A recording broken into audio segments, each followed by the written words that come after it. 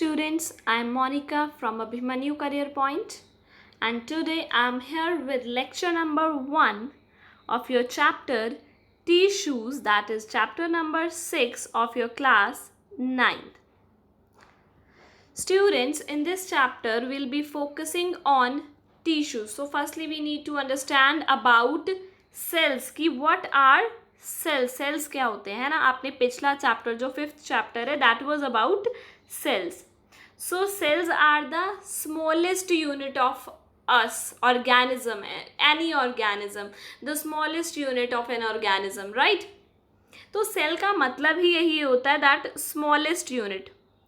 Either it is biology, physics, chemistry, everything. Cell means the smallest unit, smallest part. For example, if I take an example of a battery, है ना, battery किससे बनी है? Cell से मिलकर बनी है. तो सिमिलरली हमारी बॉडी किससे मिलकर बनी है? सेल से मिलकर बनी है. Cell is the smallest unit of anything. तो हमारी बॉडी का जो स्मॉलेस्ट यूनिट है वो भी क्या है? सेल है. ठीक है. And it is not only the smallest unit, it is the structural and functional fundamental unit of life, है ना.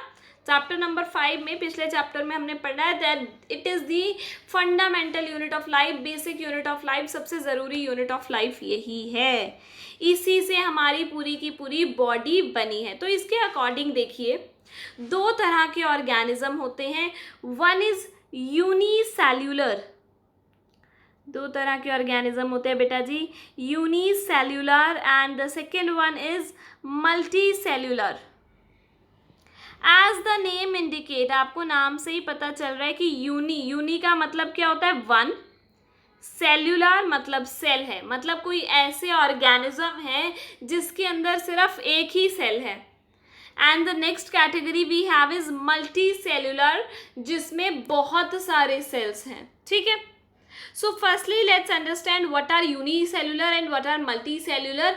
हमें पता है कि सेल का काम क्या है? हमारी बॉडी के जो भी फंक्शंस करना है, चाहे वो यूनिसेल्यूलर में हो चाहे वो मल्टीसेल्यूलर में है, सेल का काम है फंक्शंस परफॉर्म करना. हमारी बॉडी में जो भी काम होते हैं किसकी वजह से होते हैं? सेल की वजह से होते हैं. तो यूनिसेल्यूलर की बात करें, जिनके पास एक ही सेल है, तो सारे के सारे काम, सारे के सारे फंक्शंस उस एक सेल को ही परफॉर्म करने हैं. मतलब सांस लेना है उसी सेल से होगा, खाना खाना है उसी सेल से होगा, एक्सक्रीशन होनी है उसी सेल से होनी है, डाइजेशन होनी है उसी सेल से होनी है. सब कुछ एक सिंगल सेल से होगा.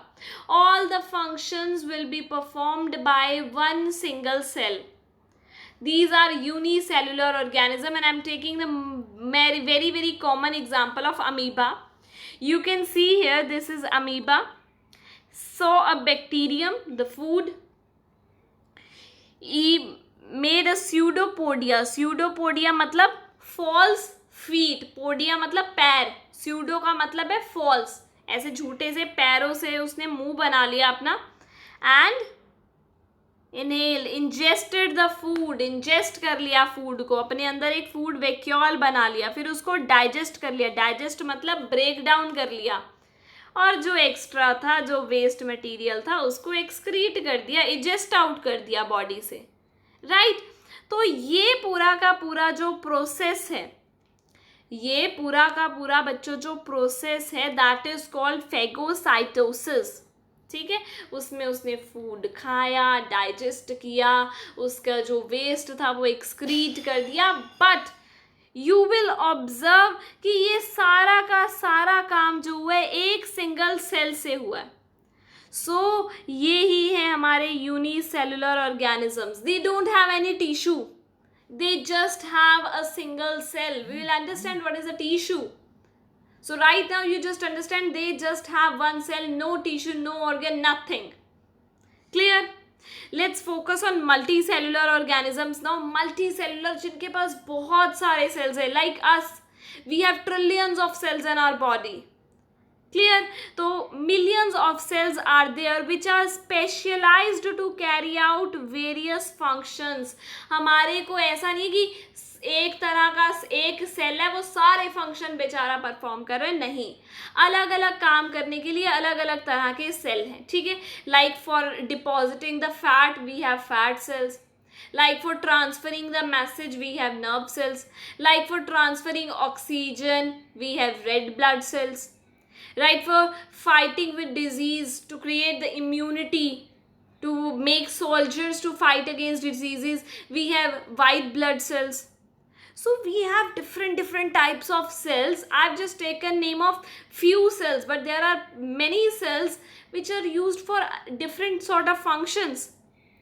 Each function is carried out by a group of cells. मतलब रेड ब्लड सेल्स जो सारे के सारे हैं, उनका काम क्या है? ऑक्सीजन ट्रांसपोर्ट करना. Another example here is muscle cells, helping me to move. I am able to move my arm, I am able to move my leg. Why so? Because of these muscle cells. As we have discussed about blood cells, nerve cells. So what we are multicellular organism. And not only we, birds, animals, all are what? Multicellular organism. Okay. Now why I am discussing about multicellular, unicellular right in the chapter tissue, right? तो इसको tissue के साथ connect करते हैं हम. देखो tissue होता क्या है, ठीक है? टिश्यू होता है बेटा जी जस्ट ग्रुप ऑफ सेल्स. देखो सबसे पहला यूनिट हमारी बॉडी में क्या है? सेल है. सेल जब इकट्ठे ग्रुप हो जाते हैं, जैसे रेड ब्लड सेल्स है, वो इकट्ठे ग्रुप अप हो गए, तो उन्होंने क्या बनाया? टिश्यू बना दे. Tissue is nothing more than the group of cells. As I said, unicellular में टिश्यू नहीं होता क्योंकि सेल ही एक है. जब सेल ही एक है तो ग्रुप तो बनेगा ही नहीं, और अगर ग्रुप नहीं बनेगा that means there can't be any type of tissue. But in multicellular organism, cells क्या करते हैं? ग्रुप अप हो जाते हैं, ग्रुप टुगेदर हो जाते हैं and make a tissue. For example, blood tissue. Blood is a tissue. It is a group of red blood cells, white blood cells, platelets. इन सब का क्या है? ये ग्रुप है. तो this makes a tissue, blood tissue. And tissues जब मिल जाते हैं, for example, many tissues we are going to study. For example, I'm just taking the names. You need not to worry about it. I'll teach you all them.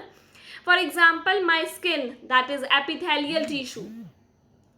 Or some other tissues inside my body. Muscular tissue.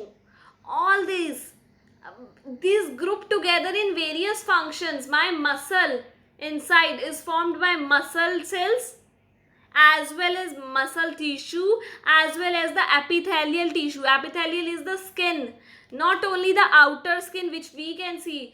अगर मेरा कोई भी organ है, देखो for example, I'm taking an example of liver. For example, there is outside covering of liver, that is called epithelial tissue. Inside covering, that is also called epithelial tissue. So there are various tissues present in our body. और जब tissues group together हो जाते हैं, as I said, muscles and all epithelial tissue, there are many tissues which group together to form organ. वो पूरा का पूरा क्या बनाते हैं? organ बनाते हैं. अभी जैसे liver का example लिया मैंने, ठीक है? अब organ जब group together होते हैं, for example, my digestive system. If I'm taking an example of digestive system, it have esophagus. First of all, it is my mouth, then esophagus, then stomach, small intestine, large intestine, liver, gallbladder, everything. It is making a digestive system, that is organ system. For example, another example, respiratory system. First of all, my nostrils, then trachea, then lungs, then blood. Through blood it is transporting to all the cells. So these are forming organ systems. And many organ systems, for example, my digestive system, my respiration system, my excretion system, my transportation system, these all group together to form organism. Right. The basic unit जिससे ये cycle start हो रही है, that is cell. Cell group together करते हैं तो tissue बनता है, टिश्यू ग्रुप टुगेदर करते हैं तो ऑर्गन बनता है, ऑर्गन ग्रुप टुगेदर करते हैं तो ऑर्गन सिस्टम बनता है, ऑर्गन सिस्टम से फाइनली हम यानी कि ऑर्गेनिज्म बनता है. What we have to focus on is tissue. देखो 9th क्लास में हमारे पास क्या है? सेल. जो हम चैप्टर 5 में पढ़ चुके हैं. Tissue which we are going to study about this organ system which we are going to study in 10th class. Not now, we will have to study about it on 10th class. अभी tissues पे फोकस करते हैं. Sales के बारे में हमने पढ़ लिया है. क्लियर? तो let's start with tissues. Nothing else than the group of cells which are specialized in one function, जो एक फंक्शन में स्पेशलाइज हो रखे हैं और वो ग्रुप टुगेदर हो जाए तो उनको क्या कहेंगे अपन? टिश्यू कहेंगे. The cluster of cell is called as tissue. The tissue can be defined as a group of cells which are similar in structure and work together. कोई भी काम है वो इकट्ठे आते, एक दूसरे के साथ काम करवाते, कोऑर्डिनेट करवाएंगे और that is called a tissue. Clear? तो हमें दोनों के टिश्यूज पढ़ने हैं, प्लांट्स के टिश्यू भी पढ़ने हैं और एनिमल के टिश्यू भी पढ़ने हैं. तो आज की क्लास में हम मेनली प्लांट्स पे फोकस करेंगे. प्लांट्स को स्टार्ट करेंगे. आई विल नॉट से कि प्लांट्स को कंप्लीट करेंगे, बट प्लांट्स को स्टार्ट करेंगे. तो पहले प्लांट्स और एनिमल्स में डिफरेंस क्या है? देयर इज बहुत बड़ा डिफरेंस है, राइट? बट हमें पढ़ना है कि टिश्यूज क्यों अलग चाहिए, अलग अलग तरह के टिश्यूज क्यों है ना? हमें देखने में अपीयरेंस में लगता है कि हाँ टिश्यूज अलग होंगे, but why? What is the need? So a plant do not move whereas animals move here and there. So animals need muscular tissue but plants don't need them, right? So another ways plant needs structural strength. उनको hard होते हैं, hard होना चाहिए उनके लिए, है ना? तो उनको स्ट्रक्चरल स्ट्रेंथ के लिए कुछ ऐसे डेड सेल्स चाहिए, डेड टिश्यूज चाहिए हैं. पर हमको तो लिविंग चाहिए, हमको मूव करना है, हमको काम करना है. मेरे को इतनी स्ट्रेंथ की ज़रूरत नहीं है. ठीक है? दैट इज़ वाई ये डिफरेंस की ज़रूरत है. इसीलिए अलग अलग जो है टिश्यूज प्रेजेंट होते हैं. For example, I am giving an example now. जैसे हम हैं, I am taking example of us right now. We born as an infant, very small, but now we have grown from every way. My nails are growing, my fingertips are growing, everything. In every manner we are growing, but plants do not grow in every manner, I would say.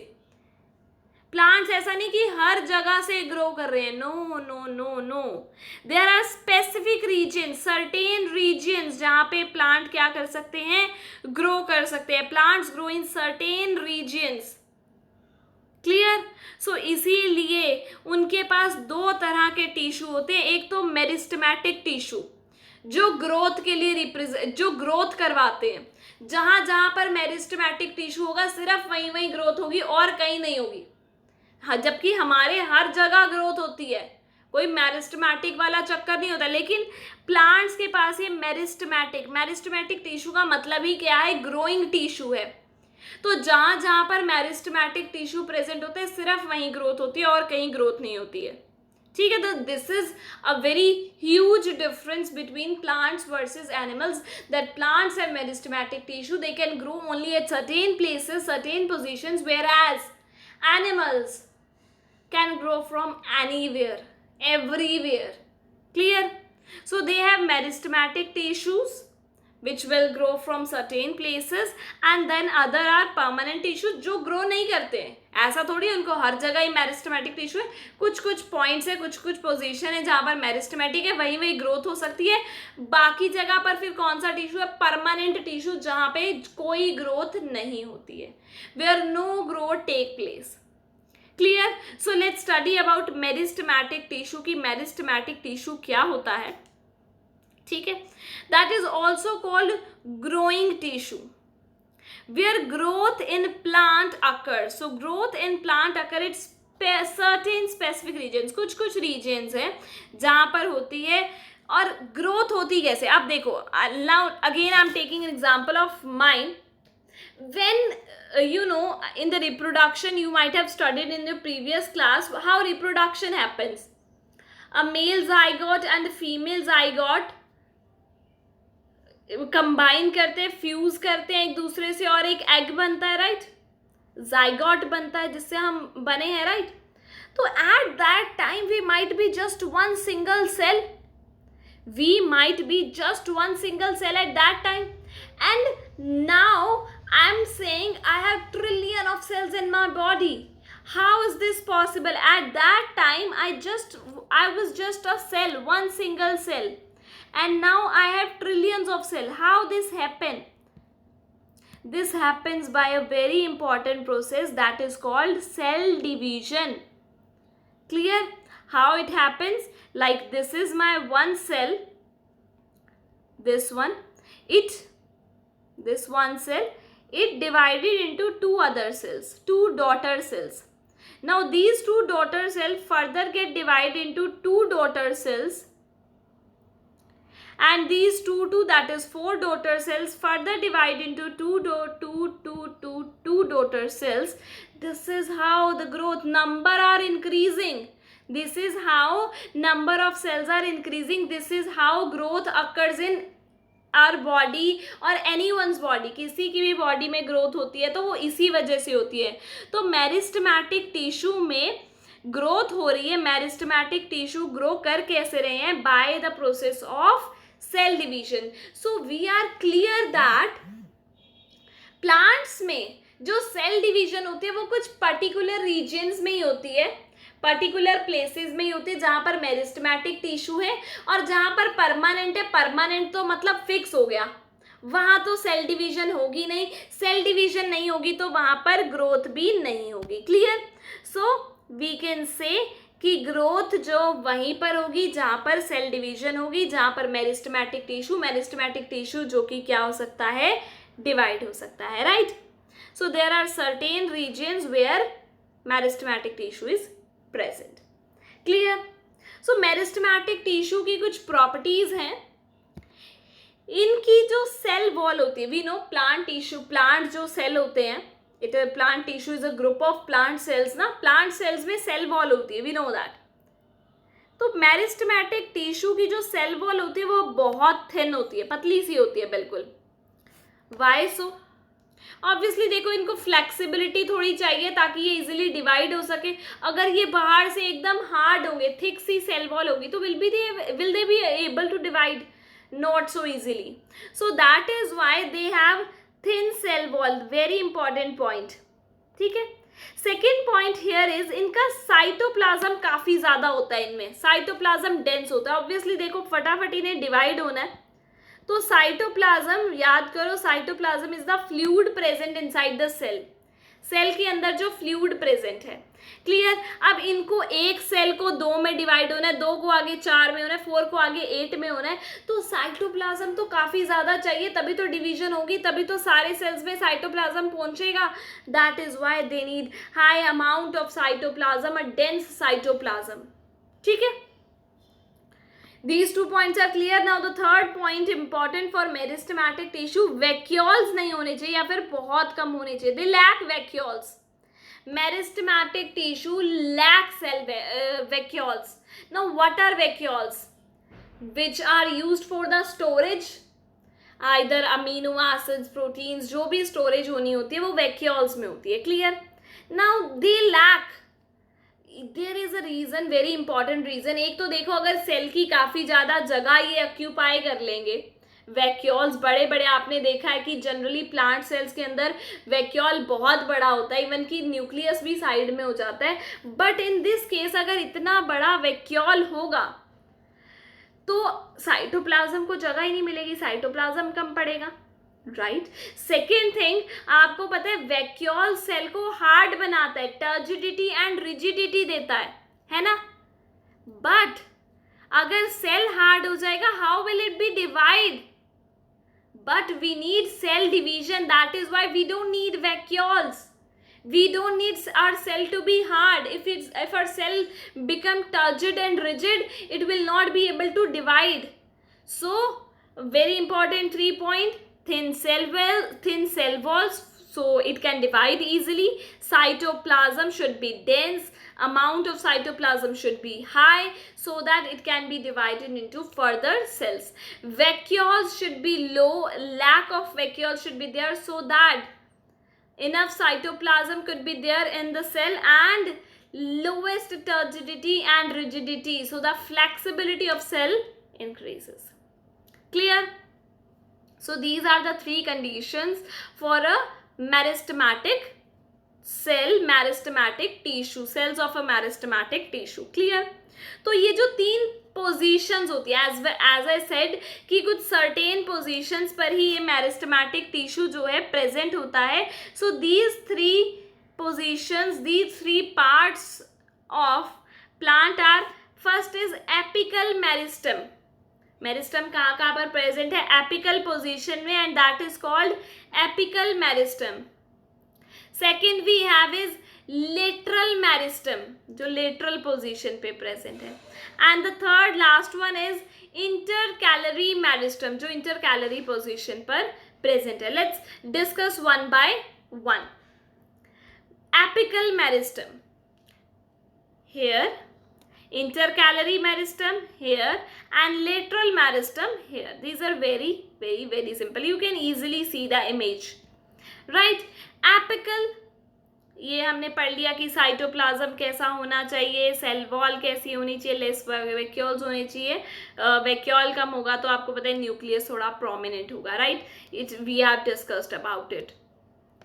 Now, apical meristem, which we were talking about, as we have seen in the image, this is the plant. Apical meristem is present at the top position here, at the tip of the plant, right? It is present at the tip of the plant. यहाँ से अगर cell division होगी, यहाँ पे apical meristem पे अगर cell division होगी तो प्लांट ग्रो करेगा इनटू इट्स हाइट. तो एपिकल मेरिस्टम की वजह से किसी भी प्लांट की हाइट ग्रो करेगी. अगर मैं किसी भी प्लांट का एपिकल मेरिस्टम कट कर दूं लाइक दिस, मैंने उसका एपिकल मेरिस्टम बाहर निकाल दिया, तो it's height will stop growing. इसकी हाइट जो है वो ग्रो करना रुक जाएगी. Clear? Next we have is intercalary meristem, जो नोड्स प्रेजेंट होती है ना. आपने देखा है प्लांट के बीच में ये है और यहाँ से नोड है जहाँ से नई ब्रांच निकल रही है, ठीक है. सो एज आई सेड, यहाँ से क्या होता है इंटरकैलरी नोड, यहाँ पर मेरिस्टेमेटिक टिश्यू जो प्रेजेंट है उसकी वजह से सेल डिवीजन जो होती है उससे नई ब्रांचेस ग्रो करती हैं. क्लियर? इट डिवाइड्स, दस branches grow at the nodes.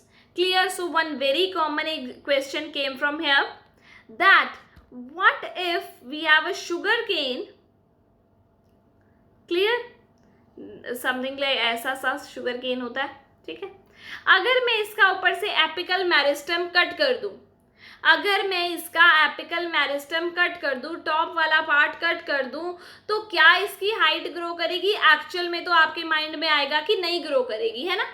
Apical meristem, it is the apical meristematic tissue ही तो वो टिश्यू है जो हाइट में ग्रो कराता है. तो अगर मैं इसका एपिकल मेरिस्टेमेटिक टिश्यू कट कर दूं तो इसकी हाइट ग्रो नहीं करनी चाहिए. But due to the presence of intercalary nodes, यहाँ से एक नई सी ब्रांच का एक नया सा शुगर केन जो है डेवलप करना लगेगा. Clear?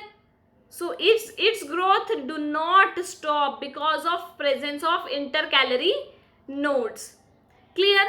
Next we have is lateral meristem.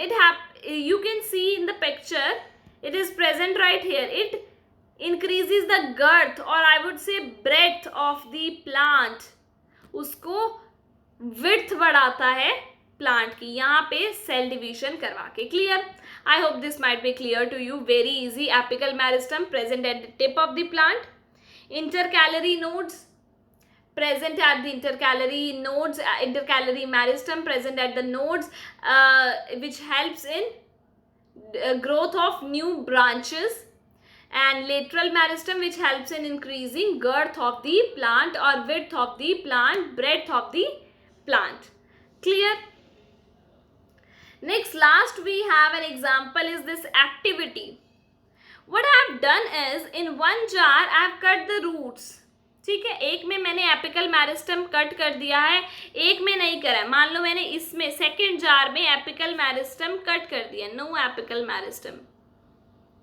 What I have done is, I have taken 2 onion. One onion, apical meristem is there, tip is there, and took the onion and dipped in water. These root here are dipped in water. Clear? But in second apical meristem cut कर दिया, the lower part is still in water. Clear? What I observed after some days is that the first plant, the first onion which have the apical meristem, उसका जो है यहाँ पर root tip इधर से grow कर रहे हैं like this after some days, but here no growth such observed because of absence of tip.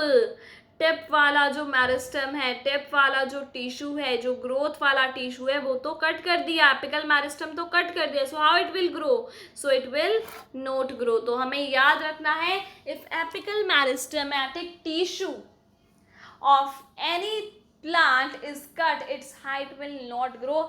Other there's an exception of sugarcane like plants, like उनमें क्या है, intercalary nodes है जहाँ से वो new branch के थ्रू grow कर जाते हैं. क्लियर?